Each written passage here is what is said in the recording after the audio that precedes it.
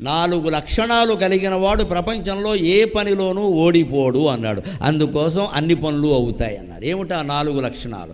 ధృతికి, దృష్టికి, మతికి, దాక్ష్యం. ఇప్పటికి కూడా ఉపయోగించేవి ఈ 4. కాగితం మీద రాసుకుని మనలో ఉన్నాయా లేదా చూసుకోవాలి. ముందు ధృతికి, ధైర్యం ఉండాలి. ప్రతిదానికి భయపడుతూ ఉంటే ఏ పని చెయ్యలేవు. యథవ ప్రాణం ఎప్పుడైనా పోయేది. కొన్నింటికి తెగించాలి. ఆ ధైర్యం లేనివాడు ఏ పని చేయరు. అన్నింటికీ భయపడతాడు. అన్నింటికీ తోడు కావాలి. ఎవరో 4 ఉండాలి. ఎవరు ఉంటారమ్మా జీవితాంతం తోడు? అంటే మనమే ధైర్యం తెచ్చుకోవాలి. ధృతికి, దృష్టికి అంటే ముందు చూపు ఉండాలి. మతికి, మేధ అంటే తెలివితేటలు. పని చేస్తున్నామంటే తెలివి ఉండాలి. ఆ తెలివి లేకపోతే పని నాశనం అయిపోతుంది. లేకపోతే మందకొడి మనుషులం అయిపోతాం ఖచ్చితంగా. తెలివితేటలతో ఆలోచించాలి. దాక్ష్యం అంటే సమర్థత.